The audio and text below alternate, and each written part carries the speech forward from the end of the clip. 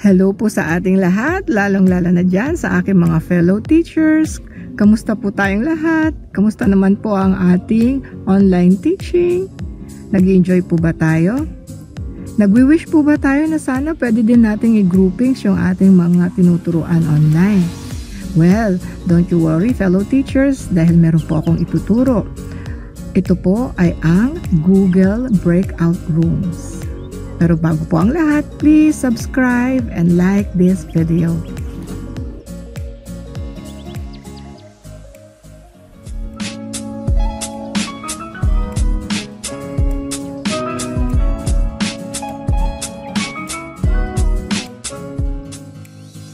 Ang una nating gagawin ay i-add natin ang Google Meet Breakout Room extension sa ating mga extensions dyan sa ating Google Chrome. So, pupunta tayo sa Google Chrome Web Store, Google Web Store or Google Chrome Web Store. Iisa lang po yan. So, pag nandoon na tayo sa Chrome Web Store, i-type natin sa search ang Google Meet Breakout extension.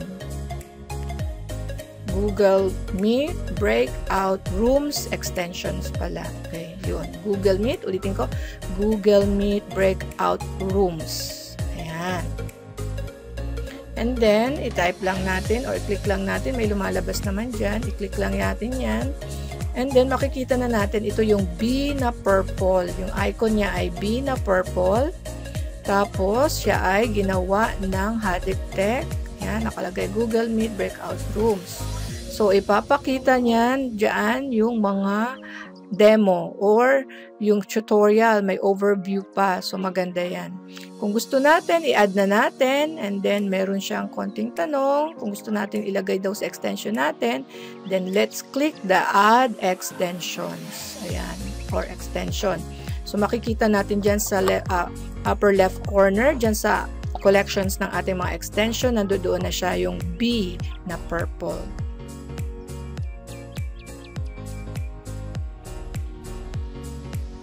Okay, buksan na natin ang Breakout Rooms extension. So, ito yung ating makikita. Ito yung kanyang pinaka-landing page. Kung makikita natin, meron tayong makikita ang 4 na tabs. Una yung meeting, yung rooms, yung courses, at saka yung settings.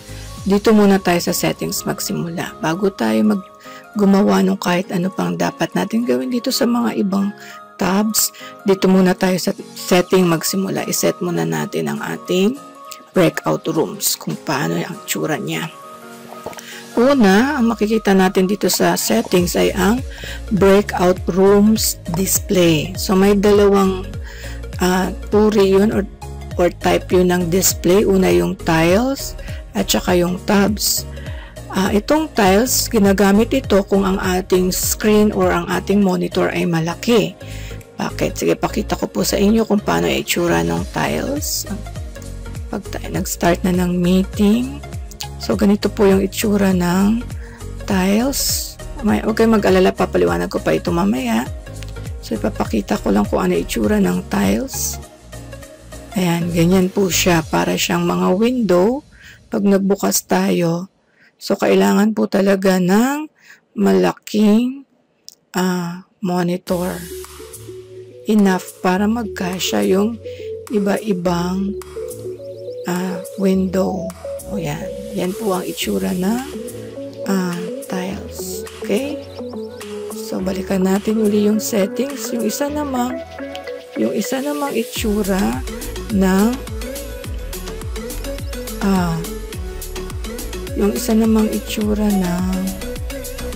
display ay ang tabs. Okay, ito naman ay ginagamit kung medyo maliit lang ang ating screen o ang ating monitor at kailangan natin mag-set ng number of tabs. Okay, so pakita ko po sa inyo kung paano yung itsura ng tabs. Save ko lang dito kung ano itsura ng tabs, kung ano yung difference niya doon sa tiles at saka sa tabs.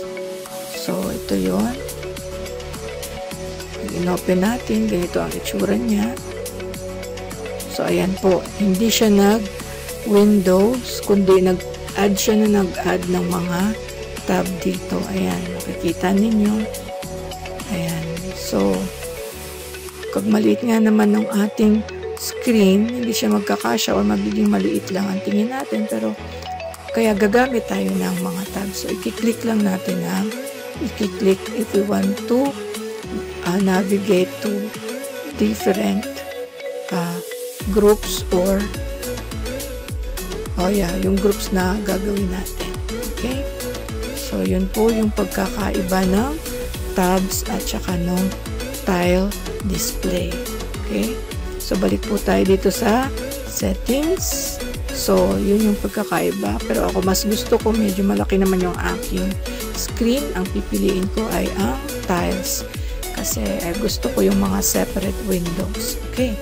Ngayon naman yung Meet toolbar color. Ito naman yung itsura lang ng ating toolbar sa ating Google Meet. Kung hindi naman tayo masyadong particular sa kulay ng itsura ng ating mga ganito, mga scroll bar at saka nandito sa taas ng ating Google Meet, pwede nating i-leave yan as like that o as it is. Now, itong slider background image at saka broadcast background image. Ito po yan. Dito kung pupunta tayo sa Meet, ito yan. At saka ito yung broadcast. Kung gusto natin ng mas maganda, yung ating itong ating landing page, pwede natin palitan yan. For example, this one, pili tayo lang sa images dito sa Google, pili lang tayo ng gusto natin. For example, in my case, gusto ko ito, halimbawa lang. Ayan, colorful siya. Ang kukopyahin natin yung address kasi ilalagay natin yung dito. Ang nakalagay kasi dito ay URL. Ayan. So, URL ang ilalagay natin yan. Tapos, wag natin kalimutan yung save. Ayan. So, nakita nyo, nagbago yung itsura niya. Kanina, plain lang siya.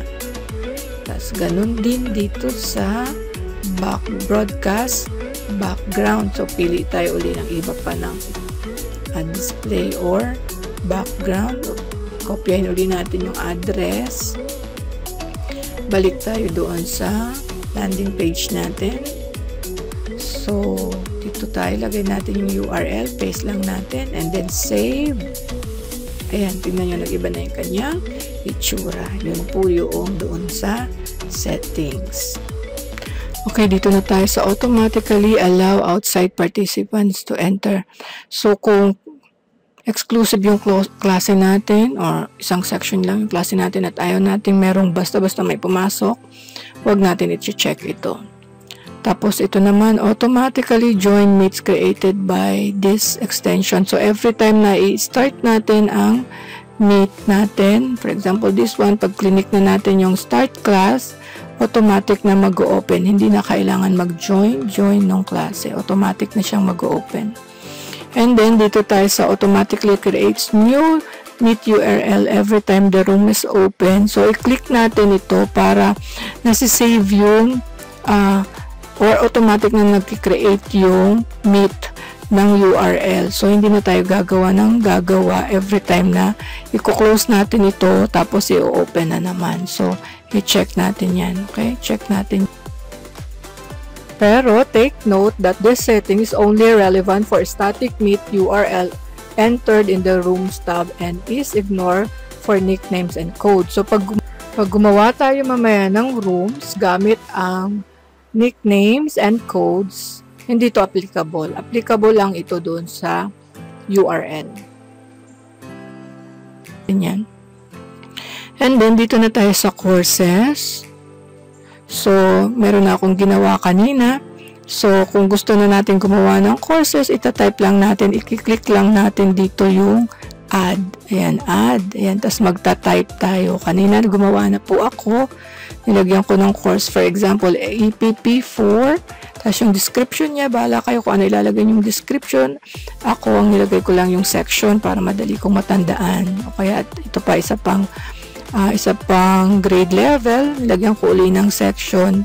Parang yun ang pinaka-description niya. And don't forget to save. Kung gusto pa natin mag-add, click lang natin itong kulay green dito na may plus. That is add. Kung gusto naman nating magtanggal ng section, ito lang. Yan lang po. Kung nagkamali tayo, i-undo lang ito. Ayan. Okay, so ayan, kung gusto nating mag-export naman, pero hindi naman masyado yan. Dito lang muna tayo. Ito mag-export kung meron tayong ginawa dati pa. Okay. So, i-export natin yung breakout room na yon. Okay. Next, dito na tayo sa rooms. Okay. So, kung mapapansin nyo, yung unang makikita nating pangalan dito ay yung una nating ginawang room dito. Ayan. So, yun yung default or yung unang-una natin makita. Pero kung gusto natin gumawa pa ng ibang breakout room doon sa iba nating ginawang course at saka section, dito tayo. Ibaba lang natin tong arrow. So, for example, ito yung gusto kong gawaan, yung EPP4. Dito na. So, pupunta na tayo dito. Ito na yon. So, may tatlong uri ng paglalagay ng pangalan dito sa or ng address dito sa paggawa ng breakout rooms or yung mga grupo. Una, yung nickname, yung code, at saka yung URL. Kung hindi natin lalagyan ng ito, nilagyan ko na po kasi ng nickname. Ayan, meron silang color coding kung makikita ninyo. Nagbabago yung kulay. Pagka ganyan, URL o yung unique address ng ng Google Meet,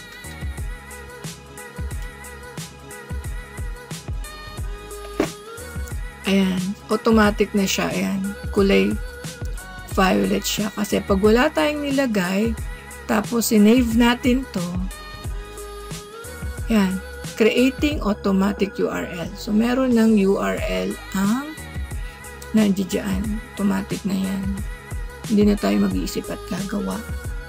Tapos, ito na yung kukopya natin doon sa ating mga estudyante. Pag nagbukas tayo, bawa, ayan, nagbukas tayo. Ito na yung klase natin. Start na natin. Ayan. Start pala. Tapos, i-click natin tong Open Sync. Ano ba tong Open Sync? Tsaka, Open Sync Main Room, Open Sync Breakout, at saka Open Sync Both. Pag gusto nating i-open yung main room lang, yung unang-una dun sa ginawa natin kanina, ito. Yan. Yun lang ang i-open natin. Ito lang, i-click natin. Open main room. And then, kung gusto naman natin hindi yung main room, kundi yung breakout room lang, yung mga grupo lang, ito yung i-click natin. Pero kung gusto natin i-open ang pareho, ito yung i-click natin. Open Sync Both. Okay. So, open natin for example yung Open Sync Both. Gumawa na tayo ng rooms. Ayan na, nag-automatic na siya. I-open natin yung Sync Both. Ayan, mag-open na siya. Ayan. So, nag-open na siya. Ayan.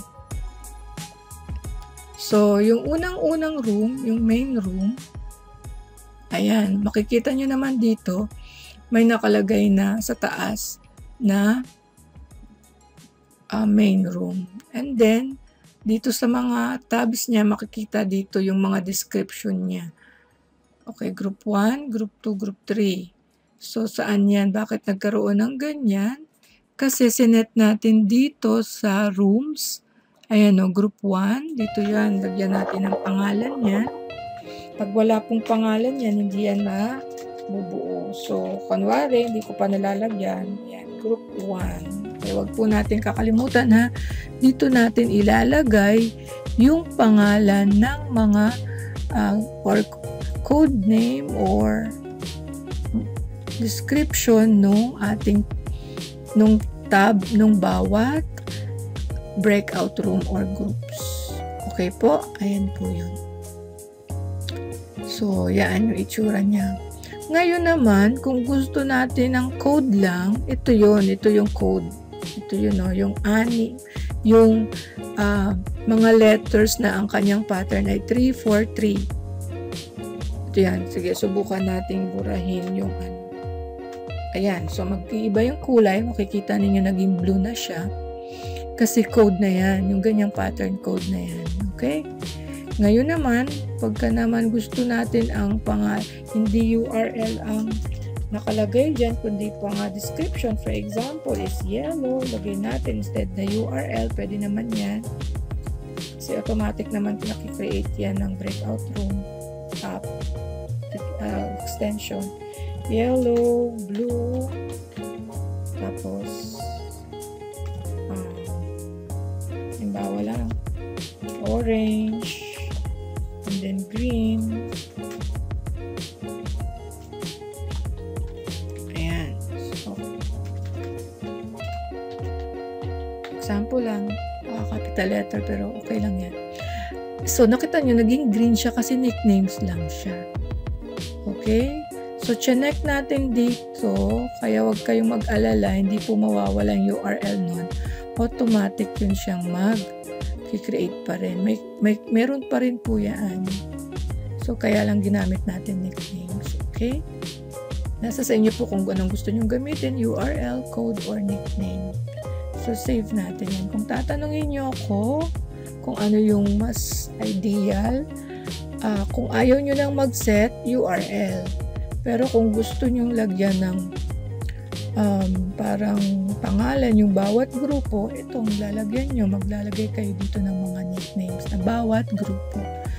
Okay, so nakaset na tayo ng room, nakadivide na tayo ng mga rooms. Ngayon, susubukan natin mag-start ng klase. Dito na tayo sa Meet. So, dito tayo sa landing area. Ano ba ito? Una nating makikita itong slider, yung sinet natin kanina.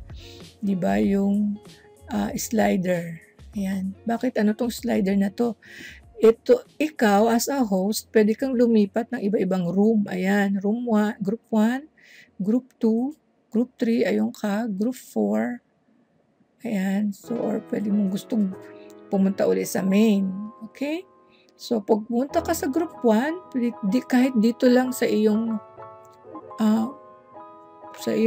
dito lang sa pinaka landing page ng breakout room, pwede ka mag-open ng mic mo. Hello. Ayan. Doon, maririnig ka na sa Group 1. Ayun. Ayan, naririnig na ako. Kung i-open ko yung camera ko, ayan, in-open ko yung camera, doon sa Group 1, dito ko, manipulate dito or kinontrol dito lang sa slider. So, close ko yan. Kung gusto kong kausapin ng Group 1, ayan, naka-open ako sa kanila. Pwede ko ditong gawin. Close na. Ngayon, gusto ko lumipat sa Group 2. So, ng Group 2, ayun. Bubuksan ko ulit dito ang aking mic. Ayan. Magalaw, naririnig. Tapos, bubuksan ko ulit yung camera. Ayan. Okay. So, and so on and so forth. Hanggang dito sa Group 4. For example, nandito na ako sa Group 4. Binuksan ko ang aking mic at ang aking camera. Ayun, makikita nila ako. Ngayon, kung gusto ko namang mag-broadcast, gusto ko silang kausapin lahat. Dito ako sa broadcast to all breakout room. Ayan, bubuksan ko yung aking mic. Ayan, lahat yan na-open na. And then yung camera, sa lahat ng camera, ma-open ako. Ayan. Wait lang. There you go. So, ma-open ako, makikita ako sa lahat ng room. Pwede ko rin patayin ang kanilang speaker. Ayan. Buksan pala kanina nakapatay. Ayan. So, maririnig ko yung usapan nila.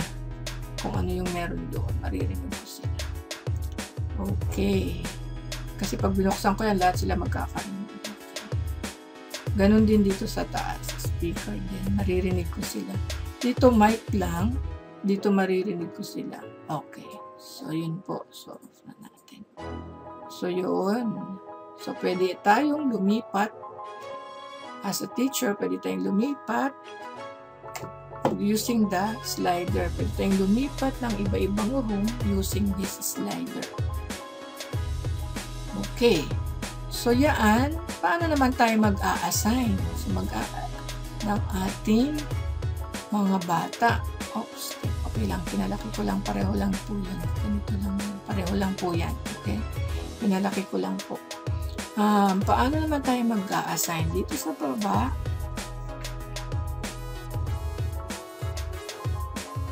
Okay.